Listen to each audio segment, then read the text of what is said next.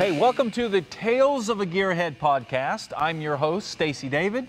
This podcast is brought to you by LMC Truck. Keep them on the road is their slogan, and they supply the parts to help you do that. Also, Cornwell Tools, the choice of professionals and hot rods and enthusiasts alike. If you want quality tools, Cornwell's the place to go. Let's get to it. All right, the big news of the day is that there is now a new fastest production vehicle out there. For those of you that don't know, there is a competition that you go out and manufacturers try to get the fastest production vehicle. There's a company out there called SSC, and their car is the Tuatara. I hope I'm saying that right. It looks like that's what it is. But it has just recorded a top speed, now get this, listen, top speed for a street car, 331 miles an hour. That is insane. The old record was 271. So this thing blew it away. Here's the amazing thing about this. Let me just walk you through exactly the achievement that this is. This has to be a production car, and this has to happen on the street, not on a test track.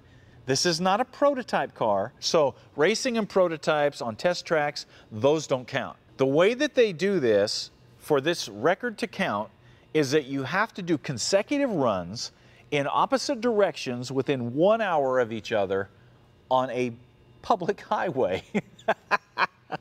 And the reason they do it like this, just like at Bonneville, is that doing it both directions, hour apart, is that takes into any elevation changes or any wind, because a lot of people want to go out and run downhill, you know, and try to get a top speed. Well, the reason they make you do that is that you can't load the deck in your favor, because car guys have a tendency to do that.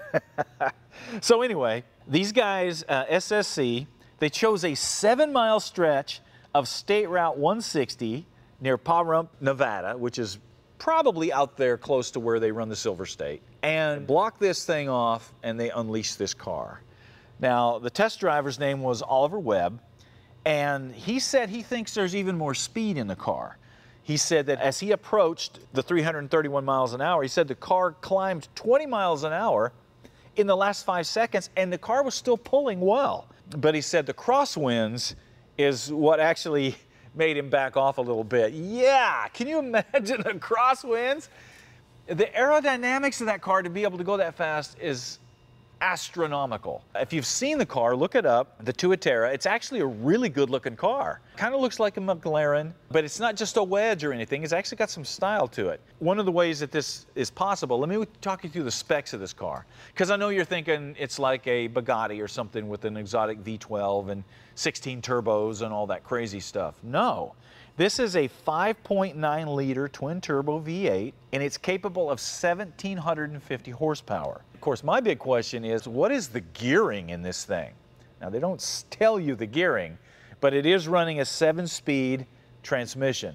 So I don't know what they've got in it. They don't really specify that, but that's how they're getting this incredible top speed.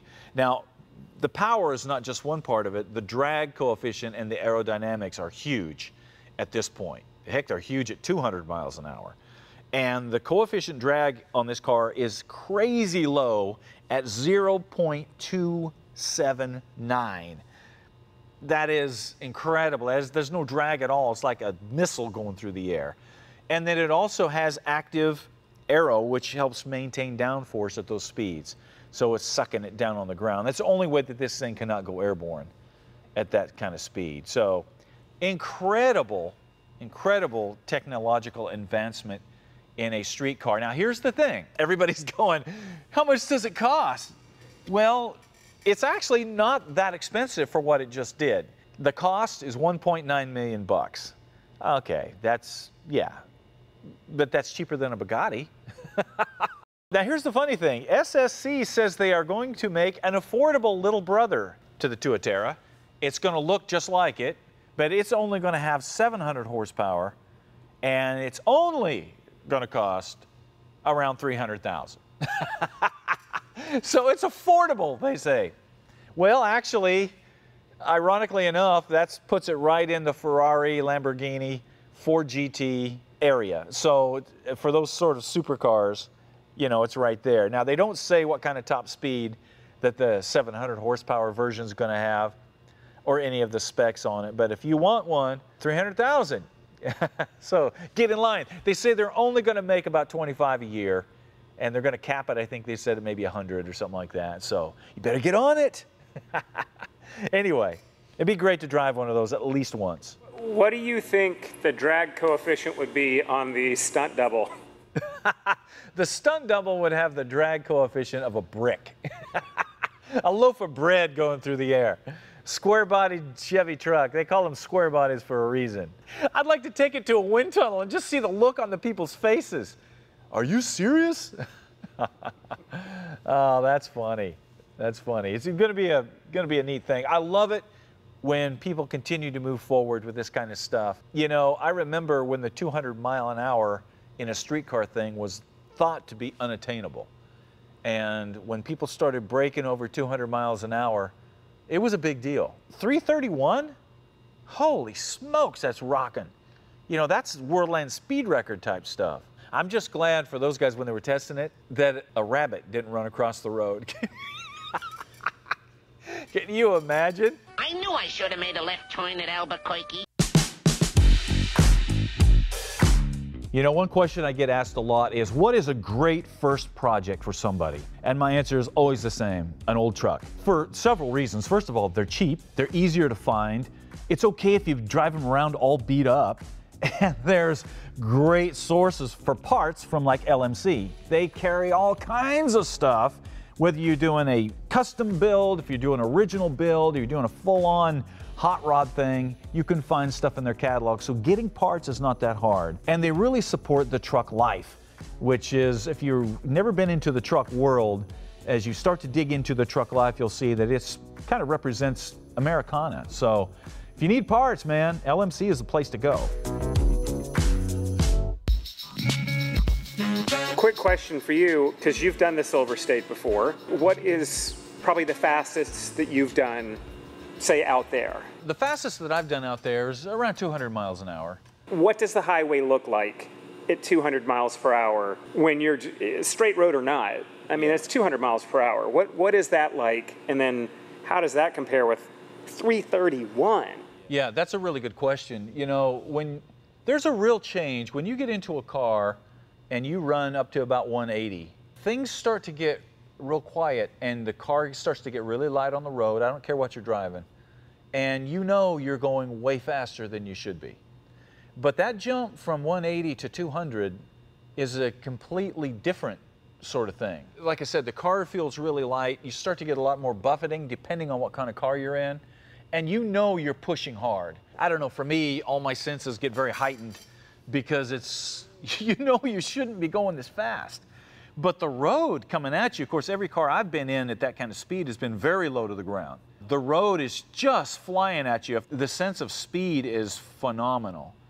And you have to look way, way down the road at what's coming. It's quite an experience, but jumping another 100 miles an hour to 300, you know, I can't imagine that. It would just be all of that heightened even more. I had several friends that have done the Worldland Speed Records stuff out at Bonneville where they're running those kind of speeds. You know, they're out on the desert or they're out on the salt, and sometimes it's hard to catch that sensation of speed because you don't have lines coming at you or whatever. The wind and the things moving, it's quite an experience. You know you should not be on the ground. I had several friends that used to race boats, and that's a whole, those guys are crazy because they're going, you know, one little hit on the water and they're gone, they're airborne.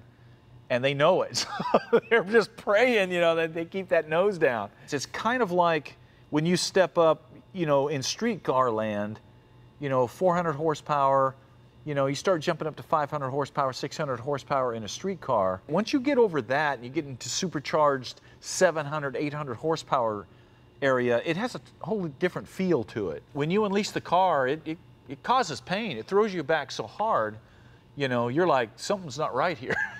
I broke something when you didn't. It's just the car howling at you. I can't imagine uncorking a car like that. Or worse, for me, to have a car like that, where are you going to drive it at? Where are you going to unleash that thing, seriously? Even, I mean, to 200 miles an hour, where can you do that? You can't do it down I-65. You could try. somebody in a square body and pull out in front of you with it sagging in the back. Ah! Hey, you guys out there that are building your trucks that are sagging in the back, stop it. Just stop it. I don't know what that is. I thought that was something just around here, but I see it all over. It's like, I don't know what that's all about. Maybe you guys can explain it to me. Somebody, write in, tell us why they're sagging the trucks in the back now. I don't know. My trucks used to sag in the back just because the springs were worn out.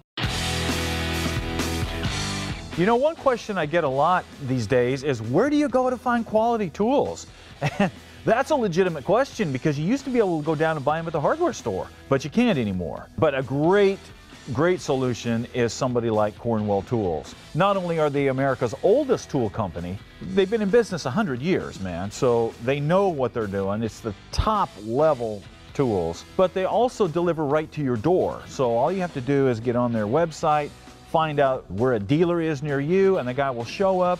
You know, you can have him show up weekly, daily, monthly, whatever, and he will take care of your tool needs. So if you're looking for quality tools, the best in the business, check out Cornwell. You won't be disappointed. All right, I got a question here. This comes from Big Dave. Big Dave says he has done several vehicles over the years, mostly Jeeps, but his current project is for his wife, and she wanted a Nash Metropolitan, a little tiny Nash. He says the problem is, stock Nash Metropolitan had like 47 horsepower. No power steering, no AC. This is no fun. So he and his son, they picked up a 61 Nash along with a parts car, and he's taking it apart, and he's getting ready to put a V6 in it and do a really nice conversion on it. His question is, earlier in one of the earlier podcasts, I was talking about custom frames and suspensions, and he says, do you have one that you recommend to put under this Nash Metropolitan? How should I proceed in picking the right company to deal with? Good question.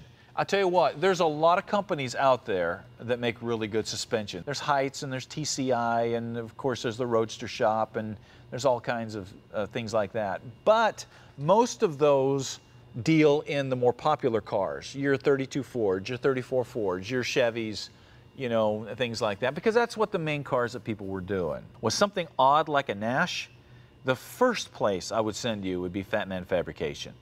And here's why. They make frame stubs for anything.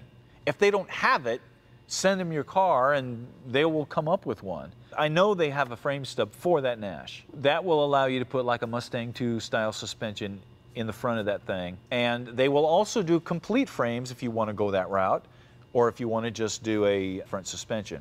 They would also probably have a universal street rod style suspension that would graft onto your original frame. That would be the first company that I would send you to. It sounds like you don't want to do a complete frame. Obviously, that gets to be more expensive, but they would have the option of doing that, and they would be able to steer you what way to do that. One thing I like about Fat Man is that they offer, you know, your budget suspensions, and then they offer the nicer ones. Some of your other companies like TCI and Heights, they do that as well. Like I said, once again, they're more for like a 24-inch wide frame.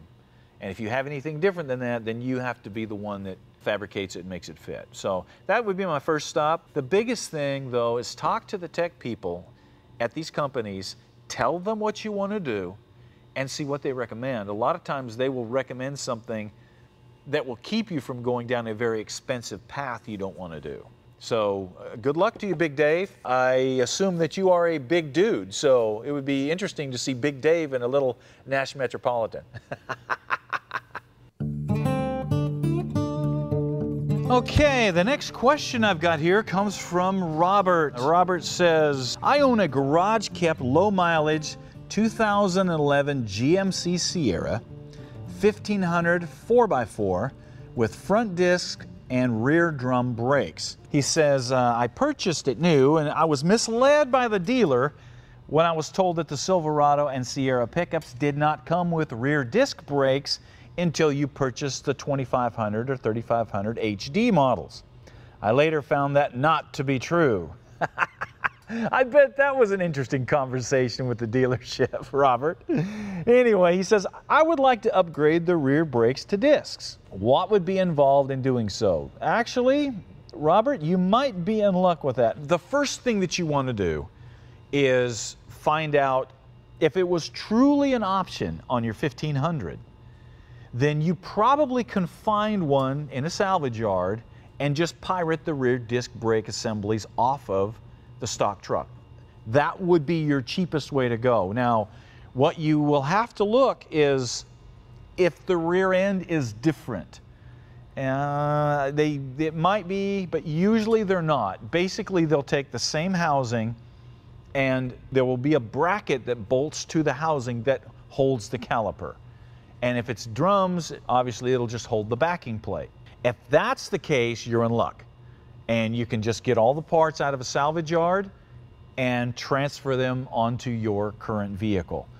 Now, when you do that, make sure that you not only get the brakes, but you also get the proportioning valve and the master cylinder that's running discs all the way around, because those will be different, and especially the proportioning valve. Now, the proportioning valve might be actually in the master cylinder, or it might be down on the frame, but you need to make sure and get those and incorporate that into your braking system if you want it to work properly. Now, if you have a situation where the brackets are welded onto the housing, where it's a disc brake housing only, well, your next option is to pirate the axles, the whole axle out from under the truck. Now, you need to make sure the gear ratio is the same as your current front axle, since you have a 4x4 here. So that can turn into, if they're different, then you need to pirate the front axle as well. You see how we keep adding parts? Pretty soon you got a full axle swap going on here just to get rear disc brakes. That may not be something that you want to do. Hopefully you wouldn't have to go that far. Now, let's go to the aftermarket. That's just going with something factory. There are several companies out there. First of all, there's Master Power Brakes. They may have a conversion kit to put disc brakes on your current axle. There's also Bear Brakes. They may have a conversion kit, and then there's Stainless Steel Brake Corporation, SSBC. All of these companies specialize in conversion kits, and there's more out there, but those are the three that I've used a lot of. And you'll just have to get with them, tell them what you got, tell them what you want to do, and see if they actually have a kit to convert it. And make sure you get everything. Once again, you'll probably need to upgrade your master cylinder, proportioning valve, and most of the braking system. That would be your best way to go about it. My question to you is, you don't really say why you want rear disc brakes. Are you having braking problems with your truck? Because most of the trucks that I've had that are, you know, discs in the front, drums in the rear, you have good brakes on it. So if you just, you know, if you're pulling a lot of trailers and you really notice some brake fade or something like that, then upgrading to rear discs might be beneficial, but this can get expensive and time consuming. So my question to you is, do you really need just rear discs, or are you going to upgrade your front brakes as well? Maybe go to bigger rotors and calipers on the front.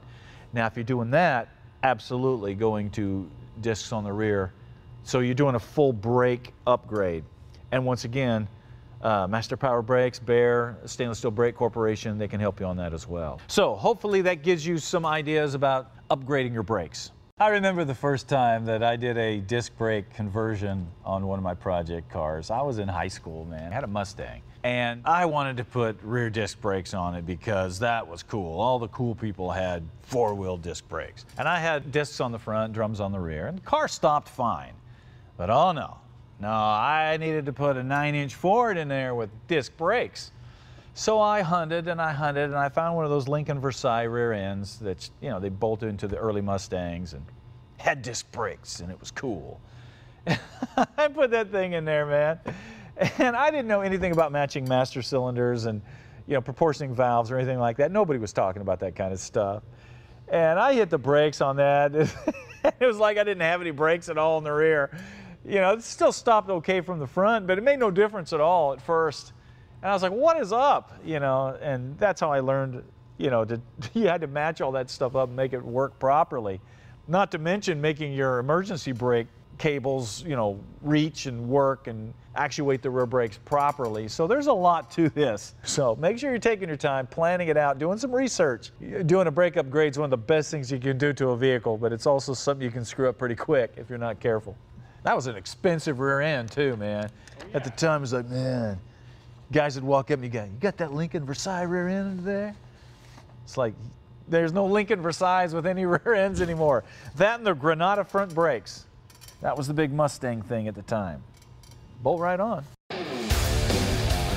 Keep in mind, this podcast is made possible by our friends at LMC Truck and our friends at Cornwell Tools. All right, that wraps it up for us today. It is time for you to get out there, start working on something, build something with your own two hands, send in your questions, send in your pictures, let us know what you're working on. All right, we'll see you later.